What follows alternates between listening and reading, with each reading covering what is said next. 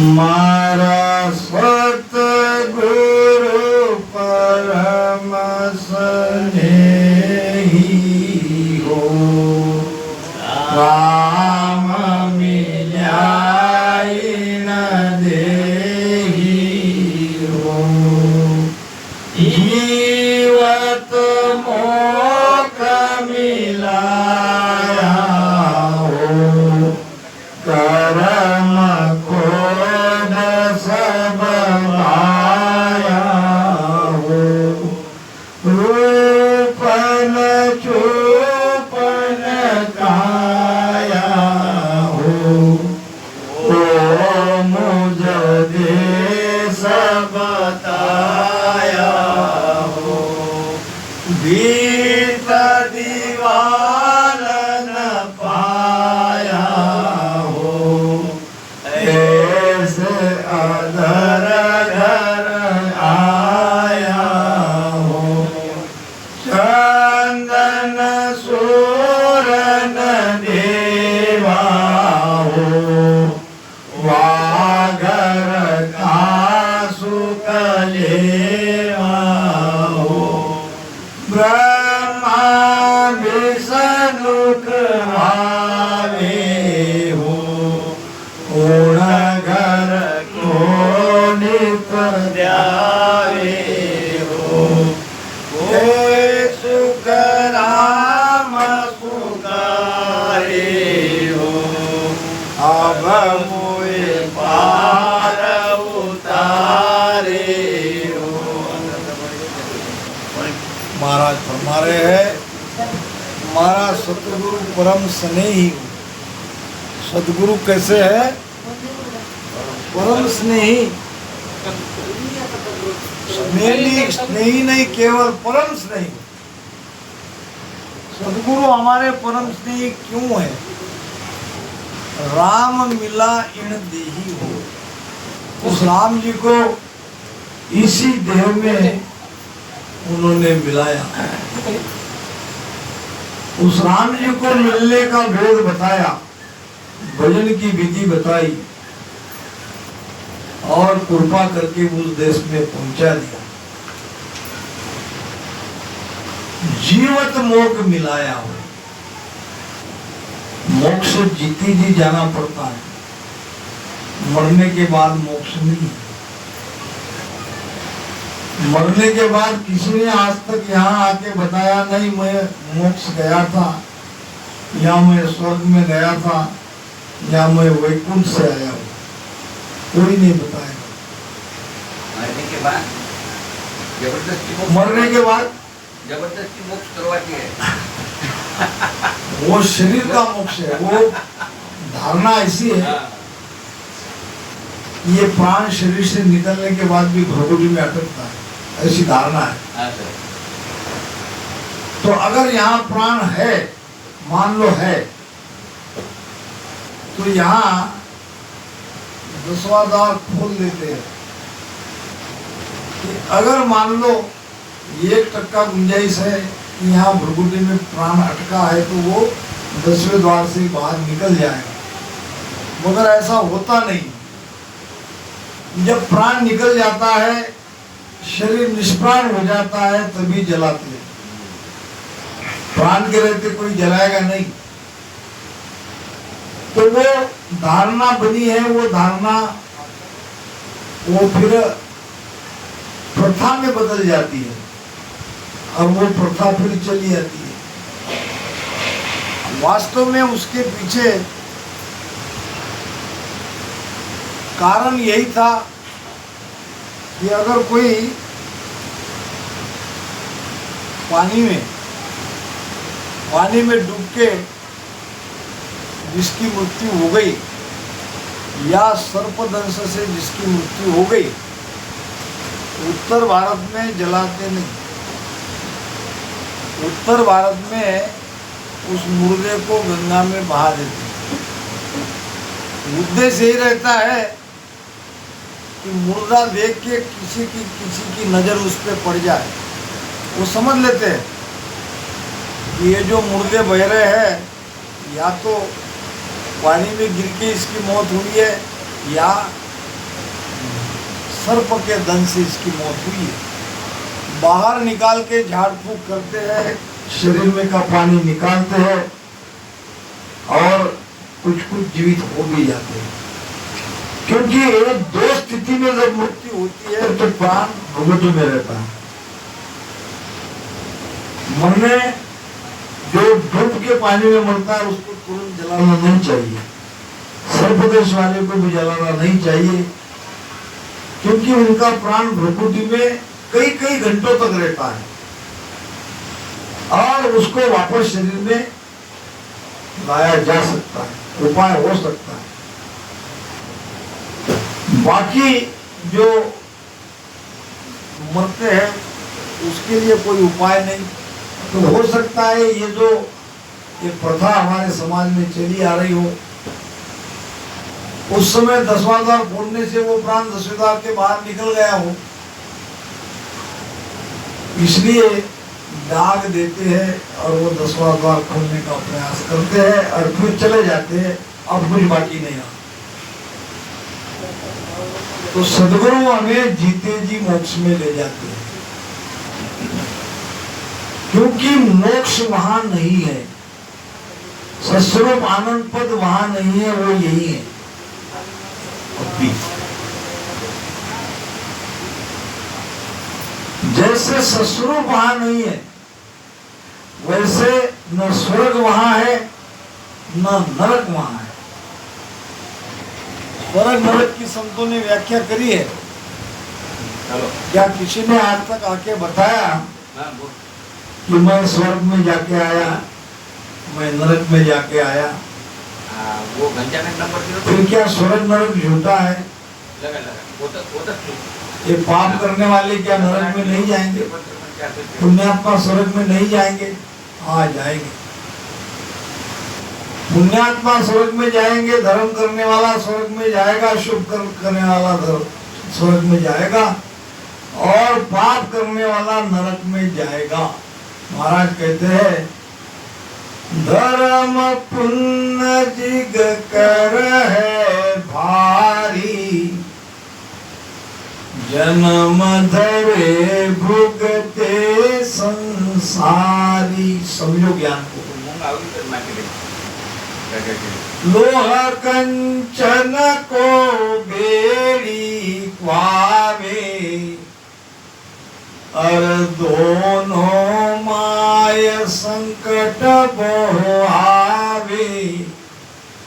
धर्म पुण्य जिग कर है भारी। कोई धर्म करता है, यज्ञ करता है, पुण्य करता है, तो क्या कह रहे महाराज? जन्म धरे भुगते संसारी।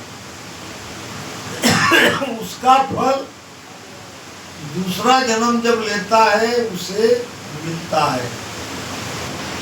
न वहां स्वर्ग है न वहां नरक है। ये गुरु महाराज कह रहे हैं कि धर्म पुण्य जिग करे है भारी, जन्म धरे भुगते संसारी। जन्म लेके उसको भुगतना पड़ता है। बादशाह अकबर के दरबार में बीरबल बड़ा चतुर था, हजर जवाबी, और बादशाह का मनोरंजन भी करता।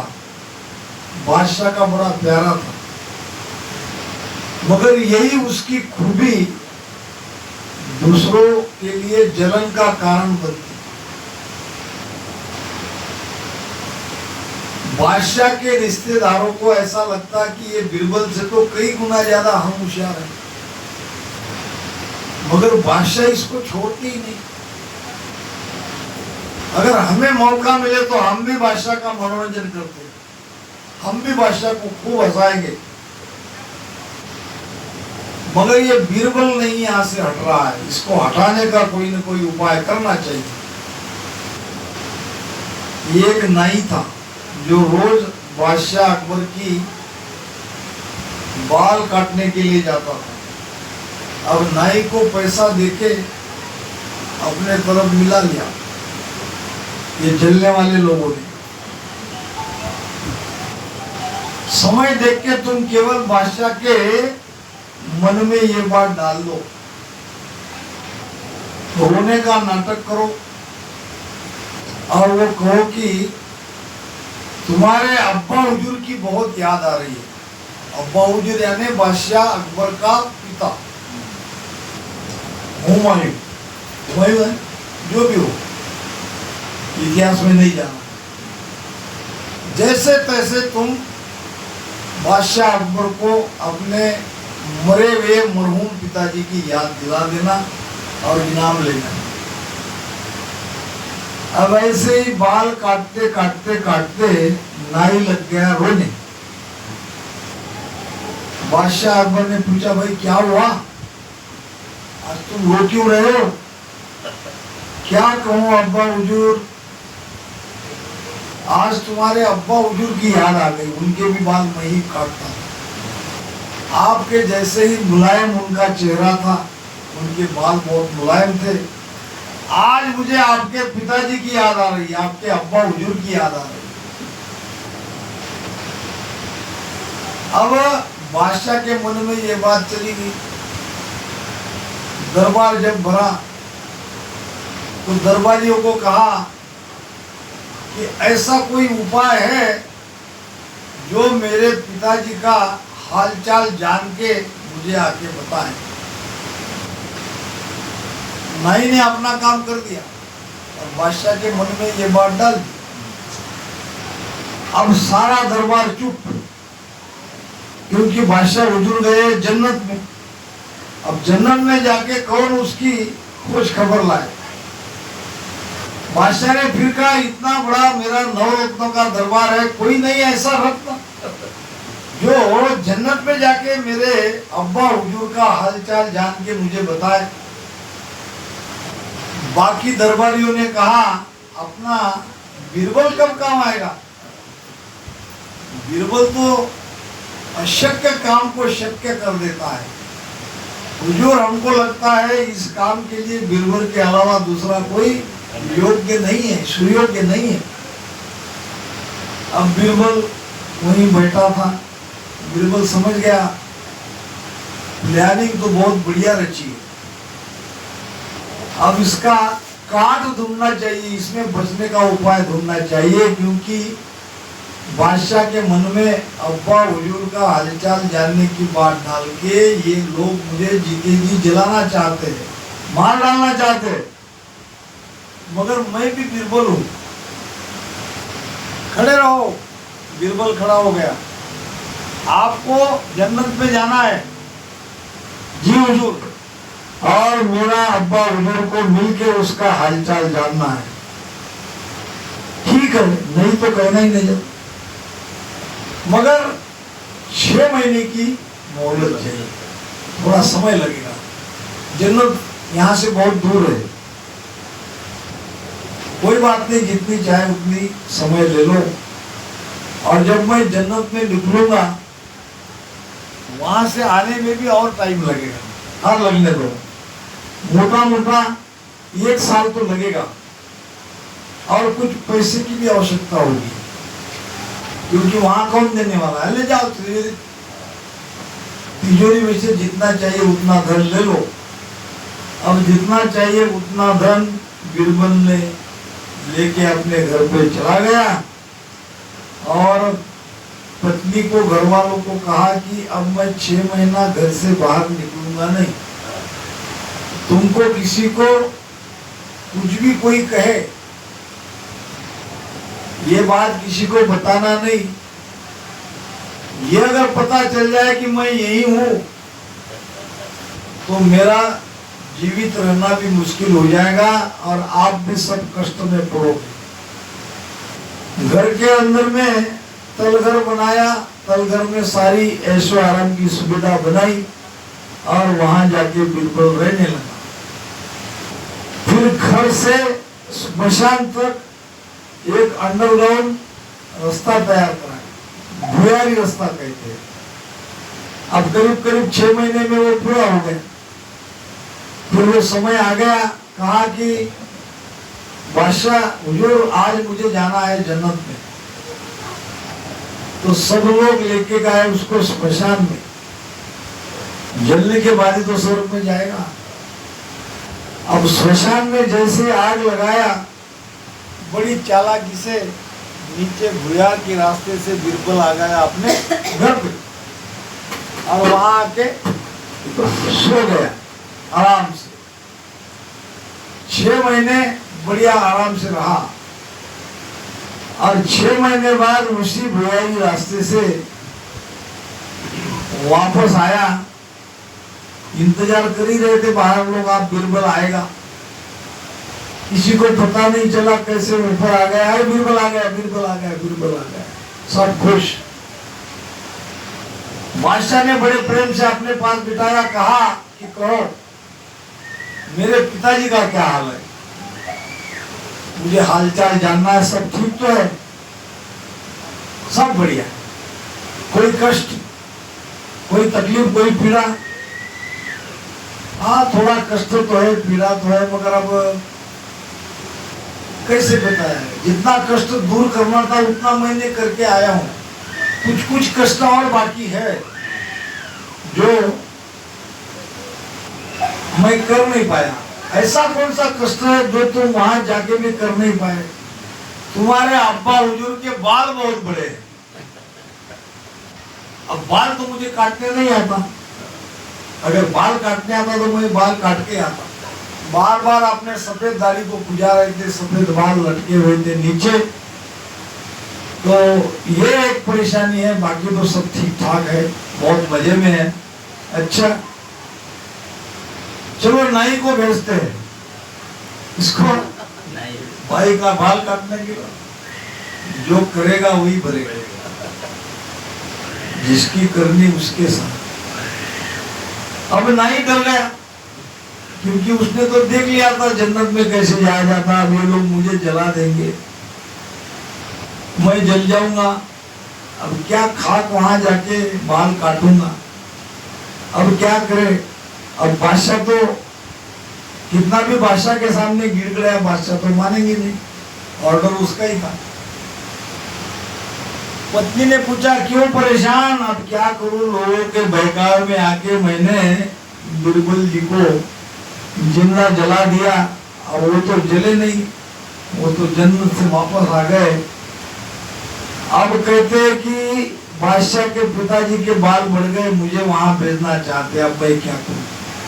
पत्नी कहने लगी चिंता क्यों करते हो, जाके बिरबल को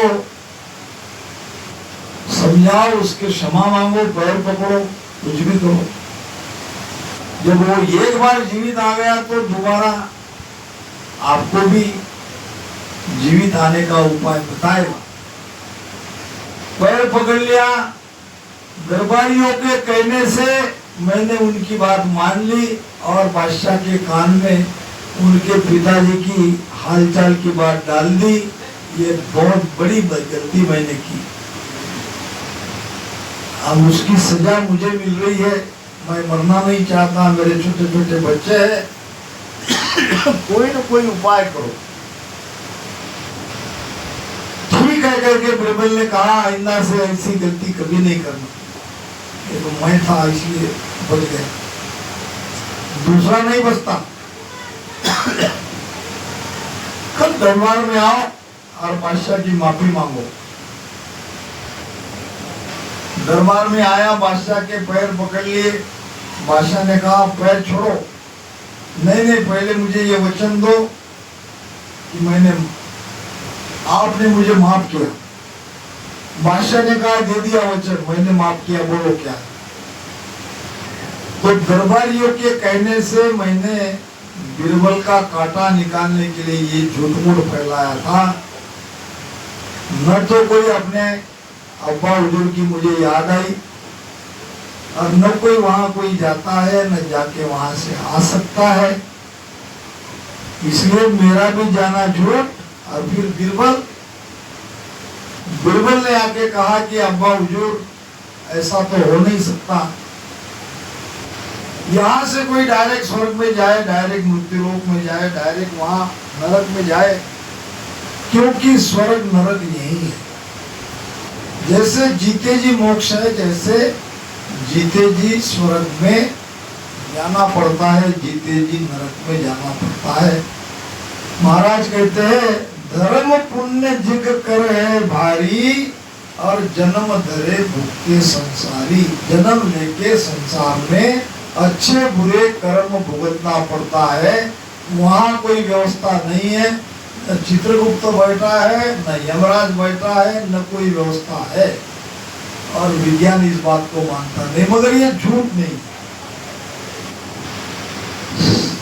शुभ कर्म करने वाला, दान पुण्य करने वाला स्वर्ग में जीता है अभी, उसका जीवन स्वर्ग के समान है। और बुरे कर्म करने वाला, पाप कर्म करने वाला नरक में जीता है, उसका जीवन नरक यातना जैसा है। यही है स्वर्ग में।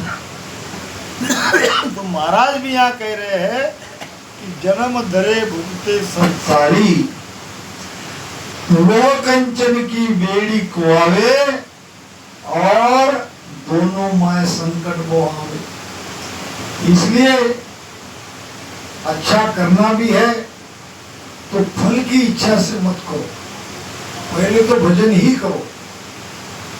बांधा नाव सताबी लीजिए, एक ही बात कही महाराज ने भजन की। और भजन के अलावा कुछ करना चाहते हो तो परमार्थ करो, भूखे को भोजन खिलाओ।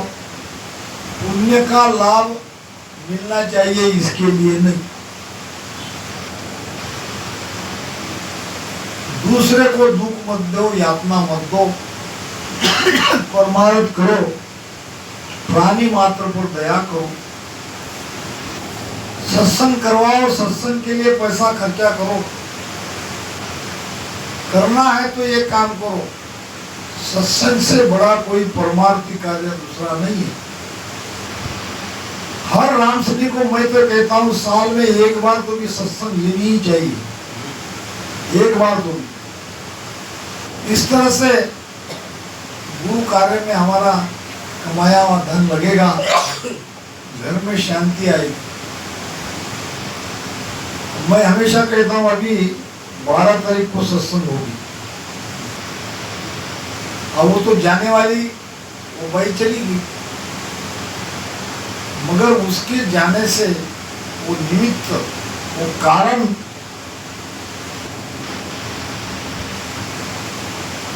तो सत्संग का आयोजन करवाते हैं। और वो सत्संग में उनकी 3 बहुएं, 3 बेटे हैं, पूरे लग जाते हैं।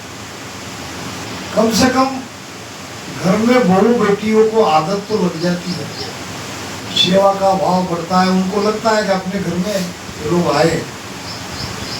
सत्संग से घर पवित्र होता है, सत्संग से घर के अंदर के बुरे विचार भाग जाते हैं। सत्संग में बहुत भारी गुण है। शुभ ही कर्म अशुभ ही पावे, इन दोनों बीच जगत बंधावे। देखो क्या कह रहे महाराज, जगत शुभ और अशुभ कर्म से बंधा हुआ है। आपको 2 तरह के लोग दिखेंगे, एक का जीवन स्वर्ग के जैसा है तो एक का जीवन नरक यातना के जैसा है कि नहीं? 2 तरह के लोग देख लो आप। किसी के यहाँ कोई कमी नहीं है और किसी के यहाँ 2 समय की रोटी भी नहीं मिलती। न ढंग के वस्त्र पहनने को है, न सोने के लिए है और न ओढ़ने के लिए है। ये क्या है? नरक। क्यों? उसके भाग्य में ऐसा समय आया, उसके कर्म के कारण। यहाँ सब अपना कर्म भुगत रहा है। शुभ ही कर्म अशुभ ही कहावे, और इन दोनों बीच जगत बनावे। जगत शुभ अशुभ कर्म के बीच बना हुआ है। देख लो, देता दुख लेवता सोई, भुगत्या बिना न छूटे कोई। किसी को दुख देखो, अगर आप किसी को दुख दोगे तो लेने के लिए तैयार हो। आदमी कर्म तो करता है, जब भुगतने का समय आता तो डरता है।